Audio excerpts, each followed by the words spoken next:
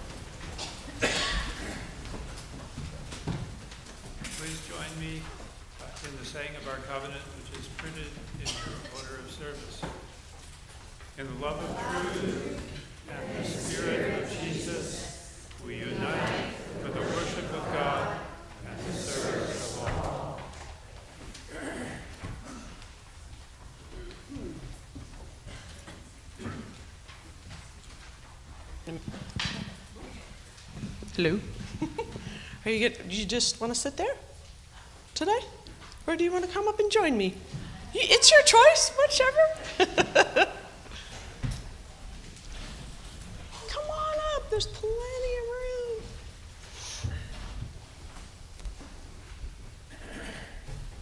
Hi, Beckham. You did a great job with the bell. Come on up. Okay, crowd over here. Squish in. I like that. Okay. We're spreading out. All right, I have a riddle for you all. Okay, you ready? Which superhero works in an ice cream store? I'll give you a second. Any guesses? Anyone? No? Oh, who? Scooperman! Scooperman! Come on! Dun, dun. Okay. So everybody likes to laugh, right? Yes. Right? We all like to laugh. Laughing is very important business. Yes. It's very important. Yes. I like to laugh. One of the reasons I like to laugh is because it sometimes can lighten up a situation, right? Like a second ago. So way back when I was a teen, I was a cross-country runner, believe it or not. And I used to get so nervous on the starting line. And so I wanted to break up the tension a little bit, and I tried to make other people laugh. And it worked. And I made a bunch of friends that way, so it was really nice. And fun fact, did you know that research has actually shown that people that laugh more actually live longer, happier lives? It's true. So I want to tell you about a really good friend of mine named Wendy. We've been friends for a very long time. And she is probably the funniest person I have ever met. Always makes me laugh. And a couple of years ago, she got really sick. She almost died.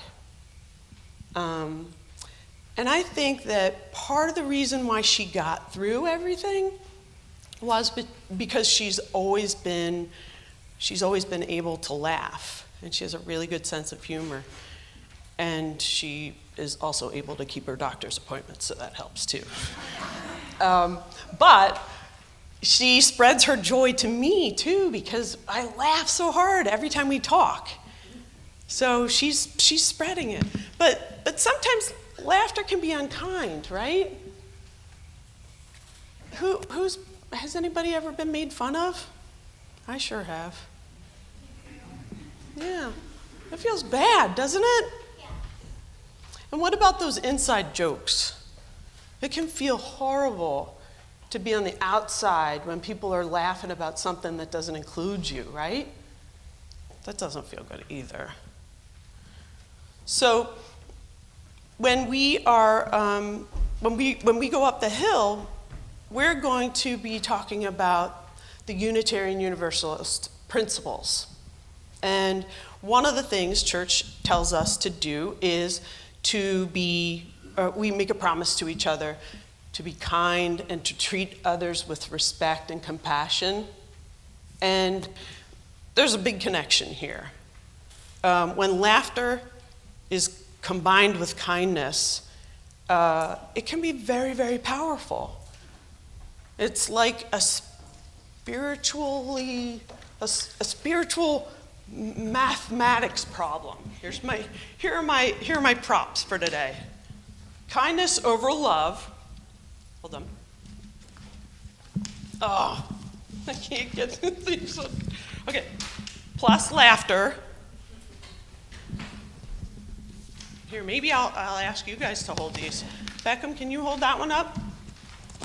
So kindness over love plus laughter, Kim, equals joy. What's that one say? Minus tension. You know what the parentheses mean, right? Times friendship.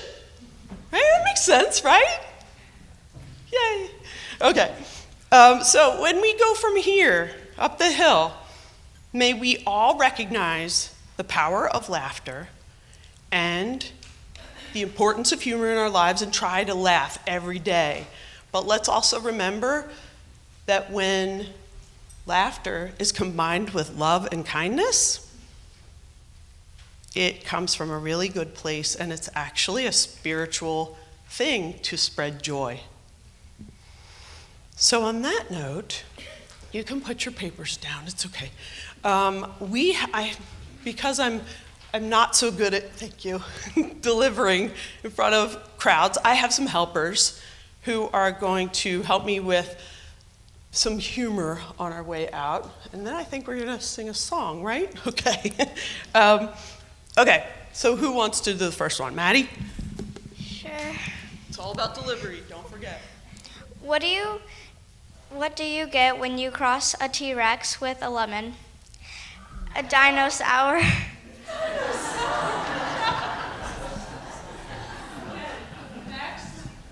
What kind of car does a baker drive? This one's especially for Lincoln.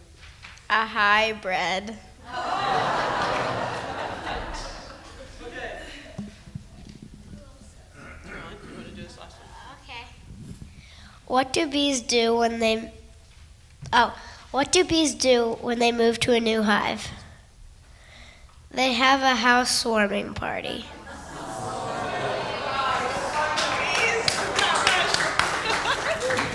All right. Okay, so shall we sing? Let's sing. Hello, everybody. How many of you remember the song Inch by Inch from last year? Any of you remember the song? A little bit? A little bit? Okay, we're going to teach it to you again, and Reverend Kit is going to show you the hand motions, so make sure you can see her, okay? And my friend Ann Moss, maybe you've seen, and all of you probably know Ann, our wonderful soprano who comes in. Lincolnite, I'm sure many of you know Ann. She is going to help sing because I have allergies and I'm not sure I have much voice, so. Okay, and of course all of you are going to have to join in too. So first let's learn the hand motions to the refrain.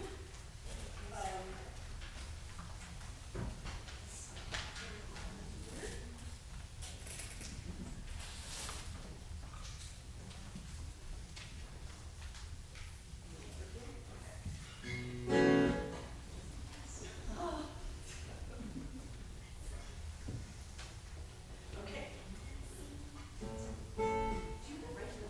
Stand up. It'll be easier to do the hand motions if you can stand up. Let me do it here.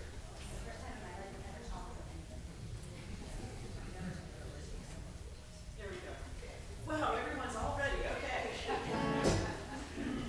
Okay, so here's how the tune goes. And follow along with Reverend Kit for the motions. 2, ready, and inch by inch, row by row. Gonna make this garden grow.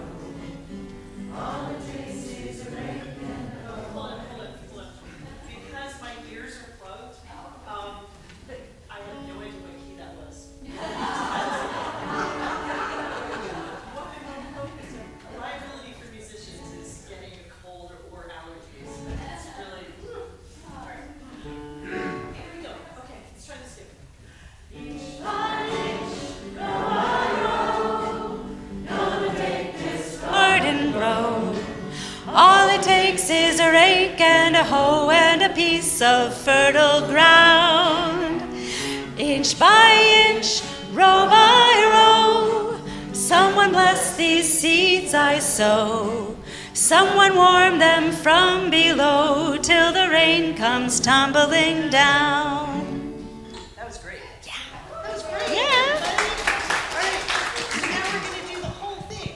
And we'll start again with the refrain, with the hand motions. And then all of us, feel free to sing the verses. You have them in your bulletin. Inch by inch, row by row, gonna make this garden grow.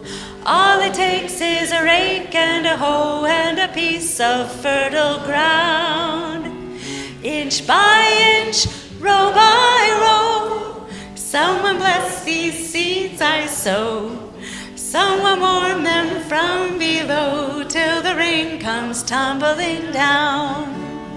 Pulling weeds and picking stones, man is made of dreams and bones. Feel the need to grow my own, 'cause the time is close at hand. Grain for grain, sun and rain, find my way in nature's chain. Tune my body and my brain to the music from the land. Here we go. Inch by inch, row by row, gonna make this garden grow. All it takes is a rake and a hoe and a piece of fertile ground. Inch by inch, row by row, someone bless these seeds I sow. Someone warn them from below till the rain comes tumbling down. Plant your rows straight and long, temper them with prayer and song. Mother Earth will make you strong if you give her loving care. And I'll grow watching hungrily from his perch in yonder tree. In my garden I'm as free as the feathered thief up there. Inch by inch, row by row, gonna make this garden grow. All it takes is a rake and a hoe and a piece of fertile ground. Inch by inch, row by row, someone bless these seeds I sow. Someone warn them from below till the rain comes tumbling down.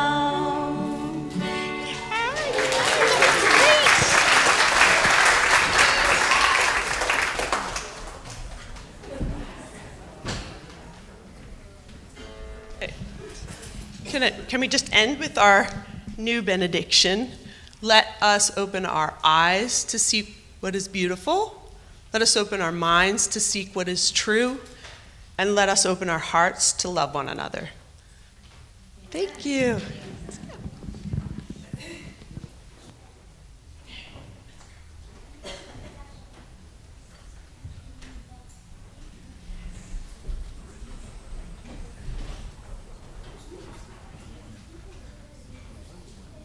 Amen.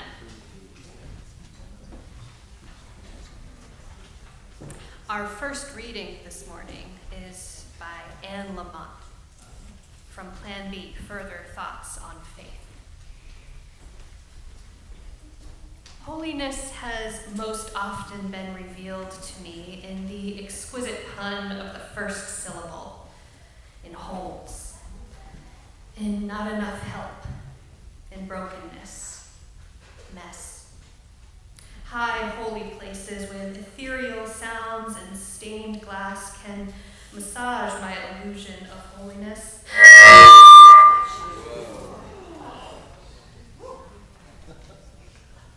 Are we awake? Talking about mess. Can massage my illusion of holiness. But in holes and lostness, I can pick up the light of small, ordinary progress. Newly made moments flecked like pepper into the slog and the disruptions. Another secret is that laughter is carbonated holiness.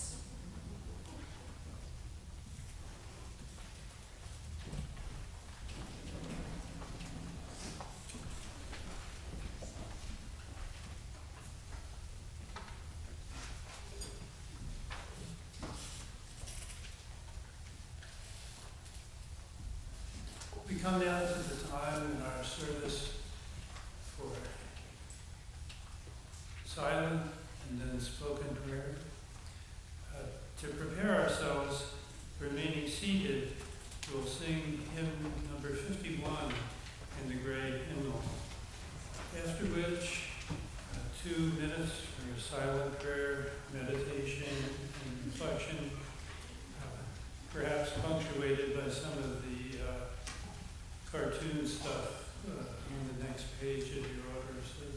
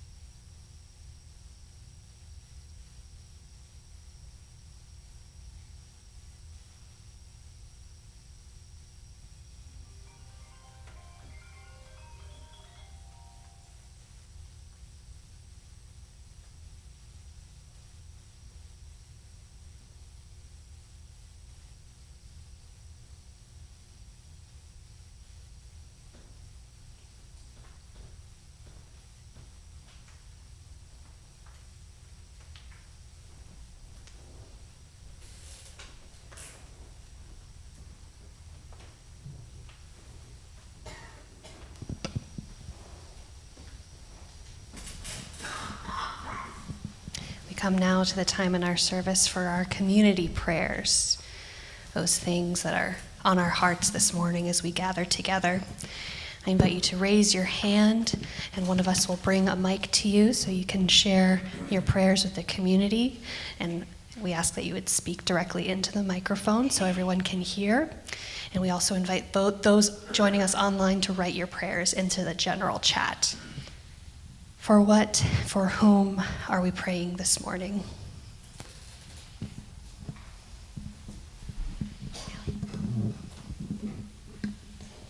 I would just like to say a prayer of gratitude. My dad has been battling leukemia for the past year, and he was recently given the news that he's in partial remission. And so I'd just like to ask for continued prayers that he can make it to full remission.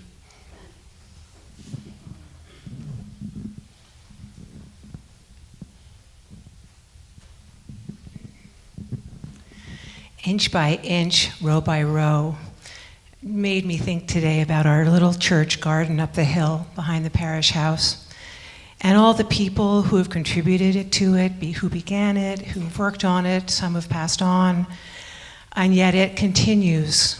And the hawk that sits by the gate when we garden, and the bees that are in a hive next to it, the monarchs who come in August to the zinnias, and most of all, the food that we take on Wednesday mornings to a church in Waltham, where people stand in line waiting for fresh vegetables. So just a big, huge heart for that little garden that feeds so many, and all are welcome. Amen. All it takes is a piece of fertile ground, yeah? A little work, yeah.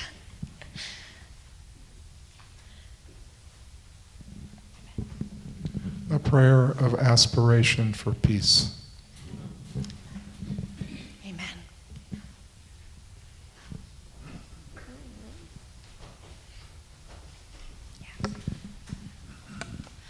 I'd like to just give a prayer of thanksgiving and support for this community and all the love and care that I've received.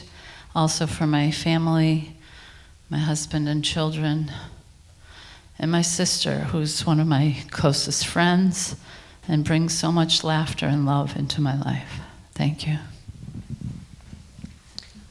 I'd just like to offer a prayer of a reminder that it was 20 years ago that the Chief Justice, Margaret Marshall, of the Massachusetts Supreme Court ruled that same-sex marriage was legal. Amen.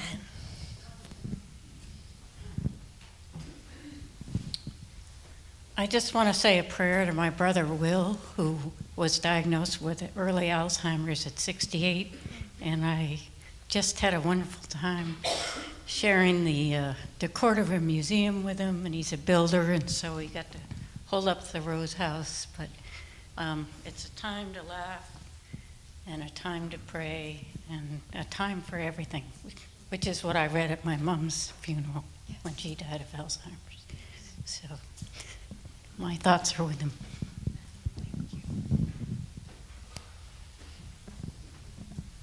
We're holding Ann Yos in prayer this morning, longtime member. Hi, Ann. She watches us online. Ann is recovering from some fractured ribs and has a whole slew of neighbors helping accompany her. And we are with you, Ann. We are holding you in healing prayer. I'd just like to say a prayer in memory of Lorian Brown, who passed away in May after a long illness, and in early May. And I'm holding her in my heart. Thanks. Thank you. And there's a time to die and a time to be born, and I'm rejoicing. Nate would pray this prayer, but he's home with Felix, who has his first cold. He's fine, but he would be laughing here today. But we are so excited to welcome a new baby cousin in the family. Nate's only brother had his first kid, whose name is Frances Matilda Klug. They're calling her Tilly, and she lives in DC, and everybody's doing great.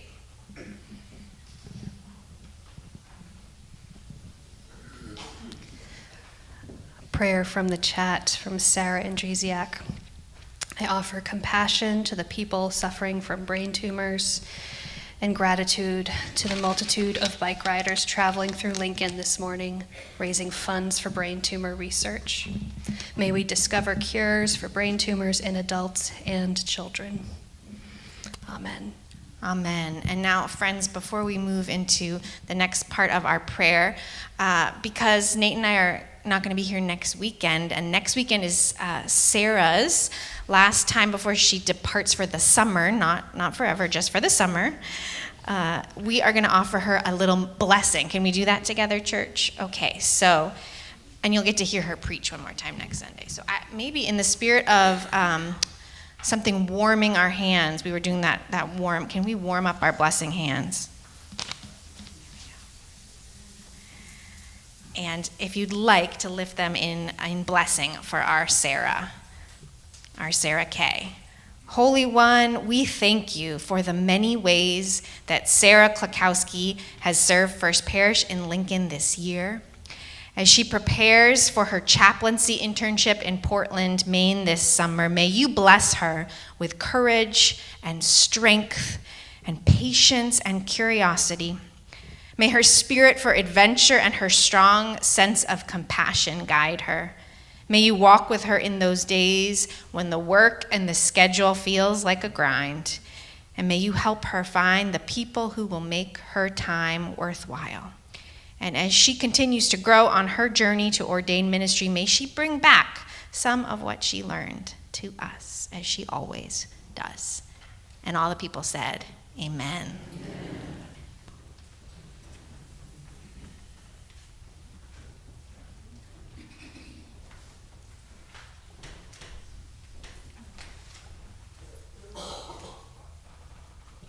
Spirit within us, seem to be dead.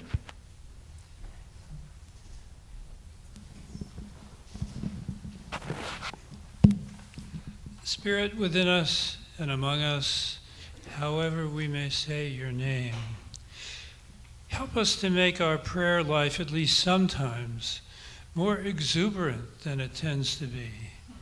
Overcome as we so easily are by the urgencies of the world and the crises of friends, family, and ourselves. Release us today from the burden of solemnity that we usually put on, like a black robe when we bow our heads, in order to give thanks for life's playfulness in all its forms and how that urgently matters too. For the exuberance of birdsong in May, for the unscripted burblings of baby Felix, for the fellowship that wraps our worship service in a sandwich of smiles, laughter, and good cheer, for the silly memory of being shushed into silence as kids after poking our little brother with a hymnal, which of course he richly deserved, for the play of mind along the edges of a complex thought as we try to tease it into words, for jokes and puns and limericks and the rare greeting card that's truly hilarious, for the yearly April Fool edition of the Lincoln Rat, for the ability to relish life's small absurdities, including our own, a gift that my cartoonist mother had in great abundance and helped keep her two academic sons from extremes of owlish pedantry. For these and much more that all have felt or are capable of feeling, if only we opened ourselves up to such, we give our thanks and praise. Amen.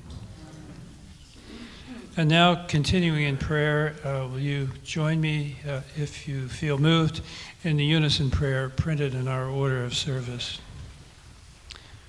O holy source of laughter, thank you for giving us the gift, for all things ridiculous, incongruous, and unexpectedly absurd, for shared smiles that say it all, for pomposity that falls on its face, for the contagious giggles of children, for friends who love us beside of our quirks and not just in spite of them, for the terminally ill who belly laugh with their nurses, for the saints who throw delight into the jaws of evil.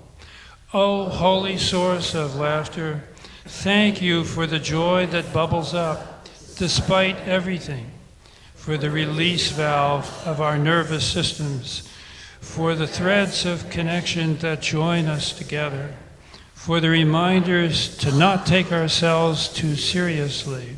For goodness sake, amen. Amen. So will the ushers please come forward now to receive our morning's offering, and may you all give joyously.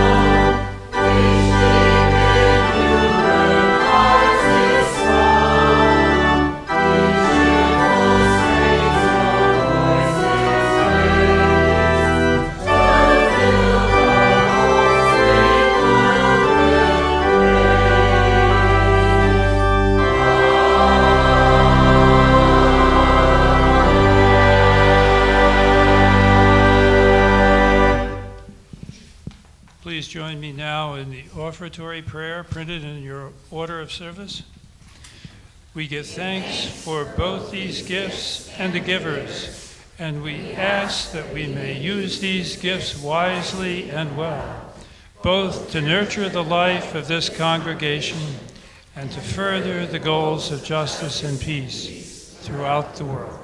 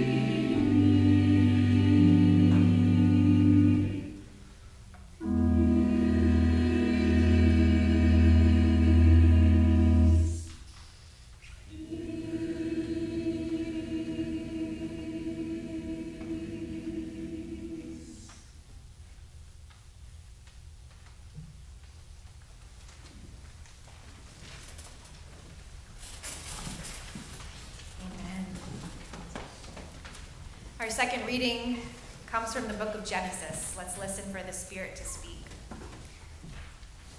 And this is an abridged version, so you can go and find a fuller version on your own time. But here's some highlights. The Lord appeared to Abraham by the oaks of Mamre, and he sat at the entrance of his tent in the heat of the day. He looked up and saw 3 men standing near him. When he saw them, he ran from the tent entrance to meet them and bowed down to the ground. He goes on to show them some hospitality. And finally they said to him, "Where is your wife Sarah?" And he said, "There, in the tent." And then one said, "I will surely return to you in due season, and your wife Sarah shall have a son." And Sarah was listening at the tent entrance behind him. Now, Abraham and Sarah were old, advanced in age. It had ceased to be with Sarah after the manner of women. So Sarah laughed at herself, saying, "After I have grown old, and my husband is old, shall I be fruitful?" The Lord said to Abraham, "Why did Sarah laugh and say, 'Shall I indeed bear a child now that I am old?' Is anything too wonderful for the Lord? At the set time I will return to you in due season, and Sarah shall have a son." But Sarah denied, saying, "I did not laugh," for she was afraid. And God said, "Yes, you did laugh."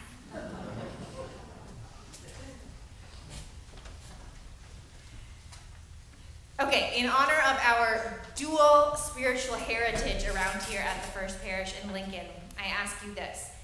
How many Congregationalists does it take to change a light bulb? Any guess?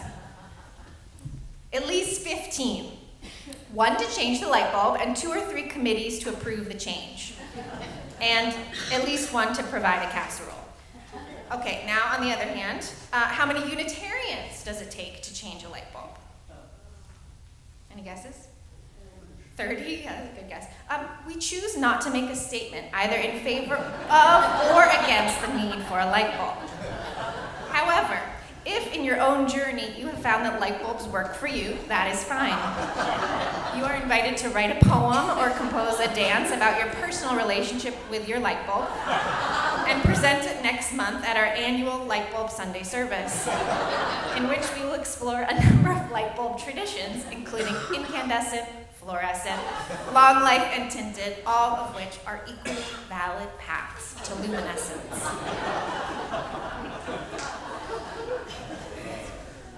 It's good to laugh. Feel good at oneself especially. Laughter, as Laura said, is good for the body. There's all kind of proven benefits. It releases endorphins, relieves stress. Over the long term, it can improve your immune system. Best medicine indeed. But laughter it's more than just fun, and more than just feels good. It's good for the soul. I can't prove it, but I have seen it and lived it, as I know many of you have. Delighting in absurdity around a hospital bed, the release valve eruption that puts an anxious couple at the altar at ease, the humility to laugh at oneself and admit fault, the first step towards forgiveness. It's not only good to laugh, it's healing, and I would say it can be holy. Victor Borg, the performer, once said that laughter is the shortest distance between 2 people. One of my earliest and most vivid memories of church, as I think based on Larry's prayer, maybe some of you have similar experiences, is one of sitting in a wooden pew, desperately trying to stifle giggles and failing. For me, it was with my best friend, Harriet. And what it was that we found funny, I cannot for the life of me remember.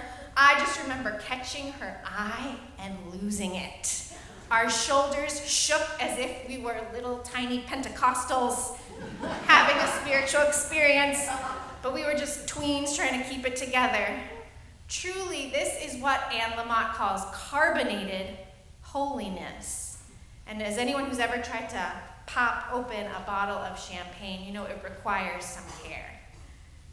The laughter felt a little forbidden from the solemnity of the holy setting we were in, which of course only made it funnier. And what strikes me now in remembering that is that the laughter itself was holy. That spark of friendship, that freedom and belonging. In so much of life, we're trying to keep it together.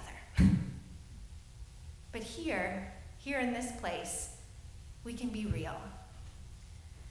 A mentor, minister of mine liked to say that laughter is one of the only socially acceptable ways of being out of control.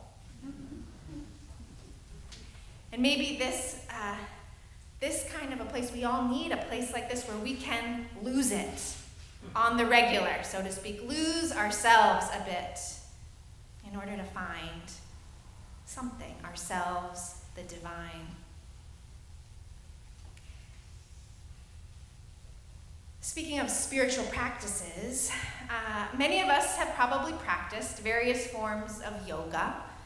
Some of you maybe more than others, but I'm curious if anyone's ever practiced something called laughter yoga. Has anyone ever? Yeah, all right. We have a few people in the mix. Laughter yoga, what started as a little club in a park by a family physician in Mumbai, India in the 1990s, has turned into a worldwide movement based on laughing for no reason at all. Much like the asana movements of hatha yoga, in which you move through various physical postures to open the body and spirit, laughter yoga invites you to move through various sounds and clapping and movements similar to yoga to enter laughter from the outside in. You don't need to have a joke or anything particularly funny. Maybe sometime we can practice it together, but it's kind of, here, we'll try one time. We go, ho, ho, ha, ha, ha. Ho, ho, ha, ha, ha. Ho, ho, ha, ha. Great. There we go. It worked. And it doesn't really matter what the laughter is about. It's about the experience. It's sort of like a fake it till you make it experience, which is a lot of spirituality, as it turns out. Now all this, some of you might be vibing and having a lot of fun depending on your temperament, or this might feel a little silly. Your spirit may feel a little bit like how others feel about yoga. That looks very good for you, but I can't really cavort my soul in that way right now. It might feel incongruous with the world, which brims and seethes with so much complexity and suffering. So if you're not finding much to spark laughter these days, hang in with me. Because when we're laughing, that moment, when the breath is moving, when we are out of control a little bit, we are open to more of the other emotions too. You know, laughter, there's a time to weep and a time to laugh, but those two things are actually physiologically very similar, almost indistinguishable, the way the breath moves rhythmically and carries us. Let's take the story of my favorite story of laughter from the Bible. It's true, if you rewind, Abraham gets his own moment to laugh when he first hears the news. But here I love the dance of Sarah's denial of laughter, which reminds me of kids getting in trouble in a church pew. She responds as many people do when they face something so unexpected that they have steeled themselves to life's expectations and situation. And when she hears news that breaks that open, she does what so many of us do. She laughs. As one commentary puts it, it's a comical scene from the get-go because Sarah's listening in on a conversation between her husband Abraham and his 3 guests who turn out to be some kind of angelic beings. But she doesn't realize she's listening in, that God is also listening in on her. She denies the possibility of what in this translation is, shall I be fruitful after I have grown old? Some translations say, shall I experience pleasure. And it is met by God's affirmation that nothing is too wonderful for God. God denies her denial. Oh, yes, you did laugh. God one-ups her, maybe matches her own sarcasm with theirs. Some of you have heard us reference the writer Frederick Buechner. He has a book called Telling the Truth, the Gospel as Tragedy, Comedy, and Fairy Tale. And he uses this story to think about biblical narratives, and we can think about all kinds of sacred texts that translate the narratives of our lives, transpose them into a comic form. He describes two elements that typically go into making something funny: incongruity, doesn't seem to fit, and surprise. And this story captures both of them. Let's listen for this from Buechner. The place to start is with a woman laughing. She's an old woman, and after a lifetime in the desert, her face is cracked and rutted like a 6-month drought. She hunches her shoulders around her eyes and starts to shake. She squinties her eyes shut, and her laughter is all wheeze and tears running down as she rocks back and forth in her kitchen chair. She's laughing because she's pushing 91 hard and has been just told she's going to have a baby. The old woman's name is Sarah, of course, and her old man's name is Abraham, and they are laughing at the idea of a baby being born in the geriatric ward and Medicare's picking up the tab. They are laughing at God and with God, and they are laughing at themselves too, because laughter has that in common with weeping. No matter what the immediate occasion in either, the object of both, laughter and tears, ends up being yourself and your own life. Buechner continues, maybe the most interesting part of it all is the fact that far from getting angry at them for laughing, God told them that when that baby is born, he wanted them to name him Isaac, which in Hebrew means laughter. So you can say that God not only tolerated their laughter, but blessed it and joined in it himself.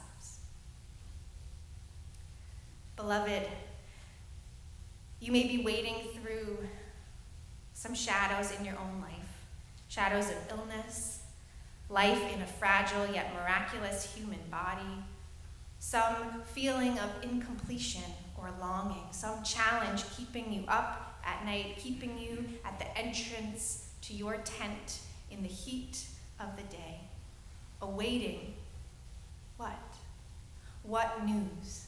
And here comes the good news. Here comes the people in need of hospitality from you to teach us that we are not in control. The good news comes to you when things seem unlikely, when the timing seems totally off, to let you lose yourself a little bit and let go of where you thought you were. Oh, yes, you did laugh, and may you do so again and again. Amen.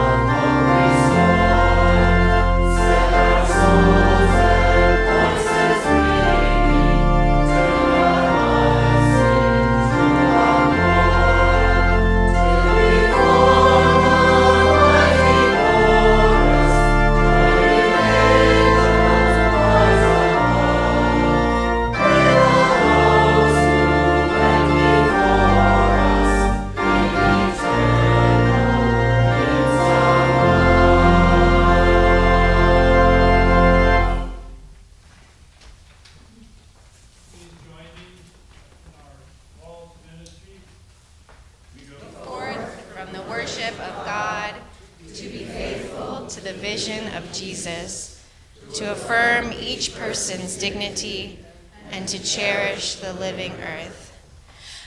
Beloved, receive this as a blessing. Why did the woman name her 3 dogs Shirley, Goodness, and Mercy? So that surely goodness and mercy will follow her all the days of her life. And may they follow each and every one of you. Go in peace whenever you go. Let us bless one another on our way. Amen.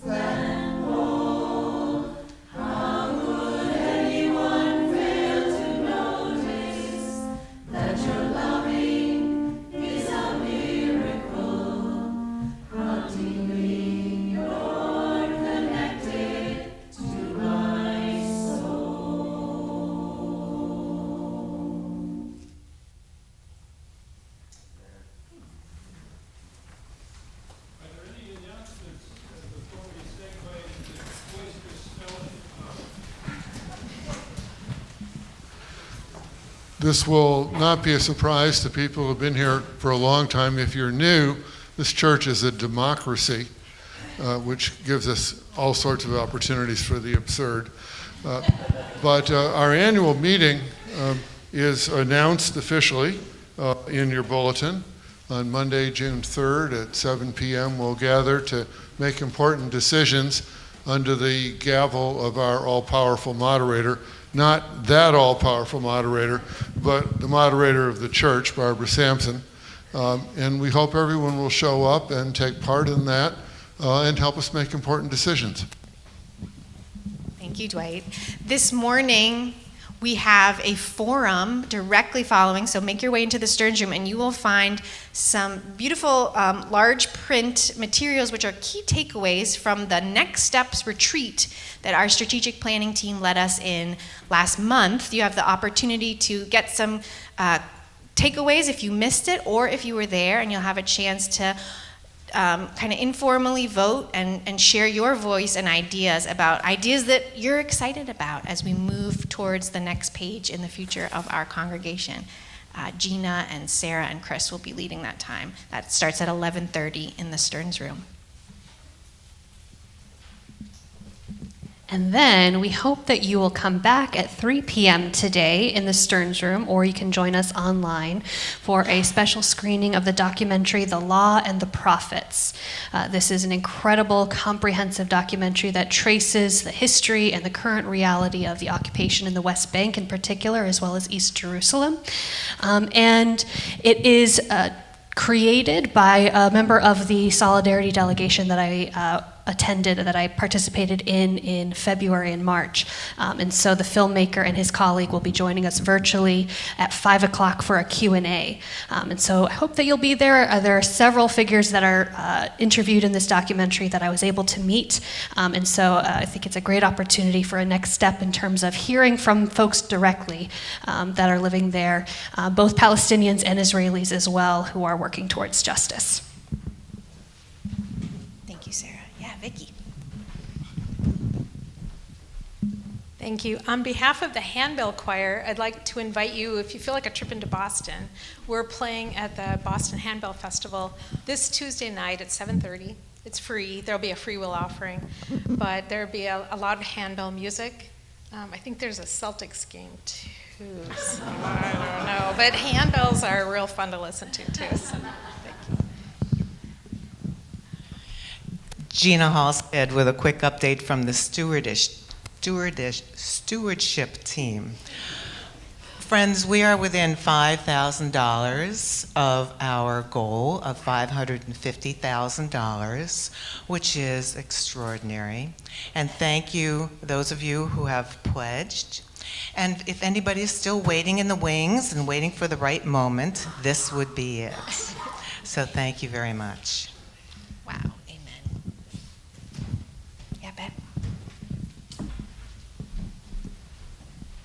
Ben Wells for the meditation group. A very quick announcement. We will not be meeting this Tuesday at 4 o'clock as we usually do. Instead, there'll be a speaker, a well-known Buddhist monk who will lead a meditation. Did I say 7 p.m. in the sanctuary? Lead a meditation, tell us about his work bringing Buddhism back to India, take questions and answers. It should be fascinating. Fabulous, thank you. Is that it? All right, get out of here. No, stick around. Amen.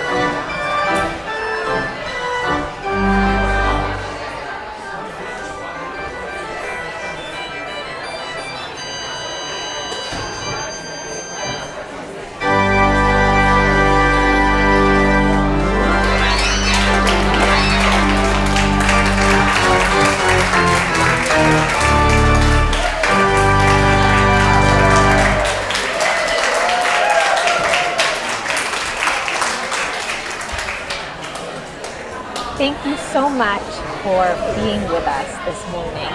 Your presence is a part of who we are here. We have just formally concluded our spring stewardship campaign, Sweeter Than Honey, but we invite you to consider to be a part of that. It's not too late. You can find the donate button on our website. Now we hope you'll stick around to greet one another in our virtual coffee hour. Just stay on the line and you'll be moved into the lobby where you can join room 1 and say hello to the folks that are on the line with you today. As you go forth in peace, receive this blessing. May you find community and connection and a spirit of play wherever you are today, and know that you are a part of the life of this First Parish in Lincoln. Amen.